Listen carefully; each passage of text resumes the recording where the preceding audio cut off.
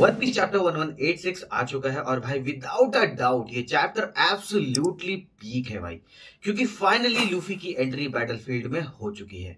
और अब जो फाइट हमें देखने को मिलने वाली है वो है लूफी और लोकी वर्सेस ईम। तो भाई अगर चैनल पर नए हो तो फटाफट सब्सक्राइब कर लो और चलिए बिना किसी देरी के स्टार्ट करते हैं one piece chapter 1186 breakdown. Chapter का टाइटल है वंस मोर और कवर पेज में हमें छोटे लॉकी को अपनी माँ यानी कि ईडा की ड्राइंग बनाते हुए दिखाया गया है। काफी क्यूट और होलसम कवर पेज है। अब चैप्टर की शुरुआत होती है एस्पीरिया किंगडम से, भाई जहाँ हर तरफ वॉर चल रही है। लोग अपनी आजादी के लिए मरीन से लड़ रहे हैं। वहीं दूसरी तरफ हमें ब्रूक का चेहरा देखने को मिलता है और उसके फेस पर शॉक भी है और दुख भी। और हो भी क्यों ना भाई, आखिर जिस इंसान को वो अपने बड़े भाई की तरह मानता था, किंग रुवेन मर चुका है। नेक्स्ट पैनल में एक शूरी जो डोमी रिवर्स के कंट्रोल में है, वो शिकार वाला बंदा और मार्कस मार्स अपनी मॉन्स्टर फॉर्म में खड़े नजर आते हैं एक ही पैनल पर। ब्रूक रुवेन की बॉडी को पकड़कर चिल्लाता है कि भाई हमें मेडिक की जरूरत है, किंग अभी क्रिटिकल कंडीशन में है। और बिग ब्रो कहते ही उसके दिमाग में फ्लैशबैक चलने लगते हैं जब वो पहली बार रुवेन से मिला था। और इतने में शूरी बोलते हैं कि ब्रूक तुम्हें पता है ना ये आदमी पहले ही मर चुका है। ब्रूक उस शिकार वाले बंदे की तरफ देखकर गुस्से में बोलता है कि तुम कौन हो और प्रिंसेस शूरी के साथ तुमने क्या किया है। मैं प्रिंसेस शूरी को तब से जानता हूं जब एक छोटी सी बच्ची थी और वो ऐसा कभी नहीं कर सकती। ऐसा कुछ भी नहीं है जो मुझे प्रिंसेस शूरी के बारे में ना पता हो। तब शूरी एक सवाल पूछती है जो ब्रूक को हिला कर रख देता है भाई। वो कहती है कि अच्छा ब्रूक, क्या तुम्हें पता है कि मैं एक सेलेस्टियल ड्रैगन हूँ? क्या तुम्हें पता था कि ये आदमी मेरा असली पिता नहीं है? ब्रूक गुस्से में बोलता है ये आदमी मत बोलो, तुम क्या बकवास कर रही हो, तुम कैंडल और रूवेन की बेटी हो। लेकिन शूरी जवाब देती है मुझे तो होली लैंड में एक सेलेस्टियल ड्रैगन की तरह पाला जाना चाहिए था, लेकिन मैं पिछले 16 साल बिल्कुल बेकार जिंदगी जी रही हूँ। तुम्हें अंदाजा भी नहीं है कि ये सोचकर मुझे कितना भी गुस्सा आ रहा है अभी।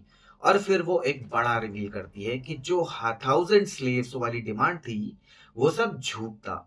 वर्ल्ड गवर्नमेंट को 1000 स्लेव्स नहीं चाहिए थे, उन्हें सिर्फ मैं चाहिए थी। लेकिन क्वीन रेवन ने मुझे देने से मना कर दिया और पूरे किंगडम को वॉर में धकेल दिया। और यहीं से हमें समझ आता है कि वर्ल्ड गवर्नमेंट का असली टारगेट शायद शुरू से ही प्रिंसेस शूरी थी। लेकिन सवाल ये है कि आखिर शूरी में ऐसा क्या खास था? आगे चैप्टर में शायद इस मिस्ट्री का जवाब मिले। शूरी फिर कहती है इसलिए मैंने उनसे उनकी जिम्मेदारी का हिसाब लिया, किंग को मारने के बाद ये वॉर खत्म हो जाएगी। ब्रूक तुरंत जवाब देता है लेकिन अगर हम हार गए तो हमारा देश बर्बाद हो जाएगा। शूरी बिना इमोशन के बोलती है अब मुझे उसकी कोई परवाह नहीं। अब नेक्स्ट पैनल में फाइनली उस मिस्टीरियस सिगार वाले आदमी का इंट्रोडक्शन होता है। उसका नाम है सेंट मेनमेयर ग्रो और वो एक गॉड्स नाइट का मेंबर है भाई। ग्रो ब्रूक को देखकर कहता है कि हाँ अब मुझे याद है, कैंडल के अटेंडेंस में एक एफ्रो वाला बच्चा भी था, तुम्हें मेरे पास आने की इजाजत नहीं थी। ब्रूक उसकी आंखों को देखते ही जमीन पर गिर पड़ता है, क्योंकि उसकी आंखें भी शूरी की तरह मिसमैच्ड हैं। ग्रो फिर कहता है कि हम नॉर्मली किसी इतने छोटे और इनसिग्निफिकेंट किंगडम में नहीं आते सिर्फ एक बच्ची को लेने के लिए, लेकिन उस ट्रेड के साथ पैदा होना बहुत रेयर है और ग्रेट वन उसे चाहता है। मैं खुद उस ट्रेड को अवेकन नहीं कर पाया, लेकिन शायद ये कर सके। भाई इतने में मुंह से रोक देता है कि भाई ज्यादा इन्फॉर्मेशन मत दो। और ग्रो शूरी को अपने साथ चलने के लिए कह देता है। ब्रूक टूट चुका होता है, रोते हुए कहता है कि ये सब एक बस एक बुरा सपना है। मैंने तुम्हारे डाइपर्स चेंज किए हैं, मैं तुम्हारे बारे में सब कुछ जानता हूँ प्रिंसेस। शूरी उसकी तरफ देखकर कहती है कि तुम बहुत पैट्रोनाइजिंग हो, ऐसे आंसू बहाना पैथेटिक है। मुझे अब तुम्हारी जरूरत नहीं है।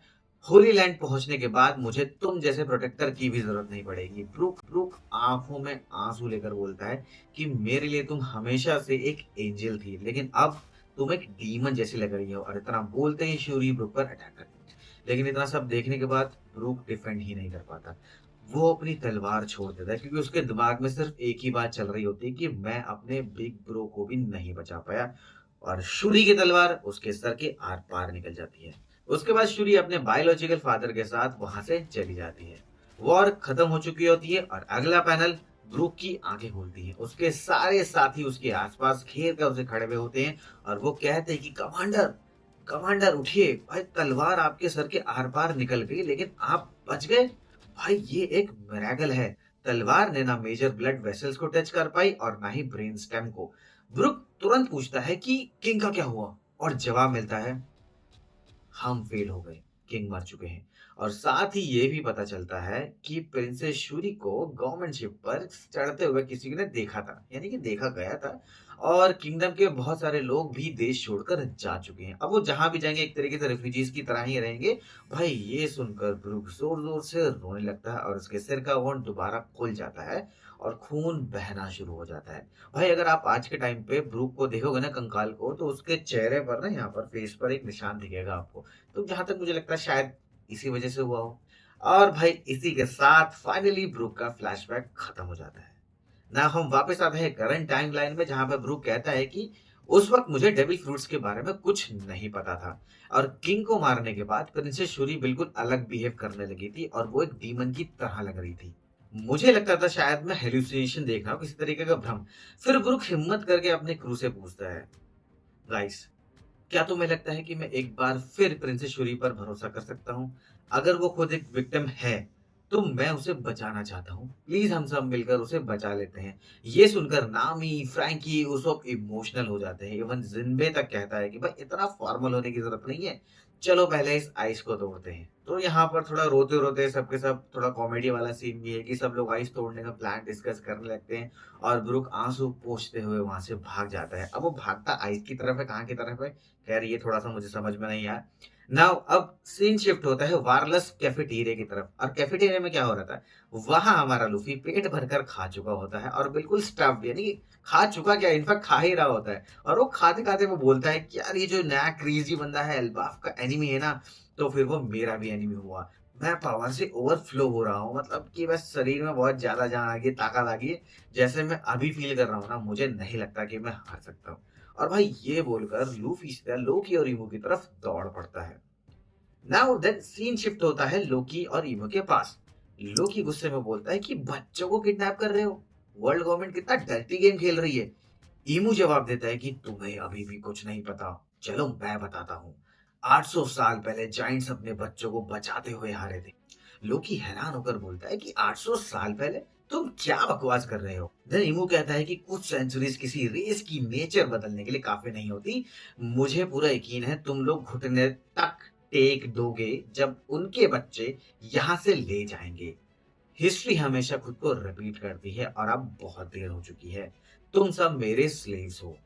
भाई ये लाइन ना यूं बार बार रिपीट करता है क्योंकि शायद इससे हमें ये पता चलता है कि 800 साल पहले जब कोई वॉर हुई थी तो जाइंट्स को इसी तरीके से हराया गया था, यानी छल कपट यूज किया गया था ईमो के द्वारा। और वही स्ट्रैटेजी ये दोबारा अपना रहा है।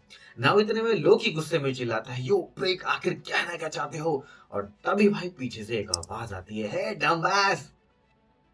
और भाई फाइनली लूफी की एंट्री होती है।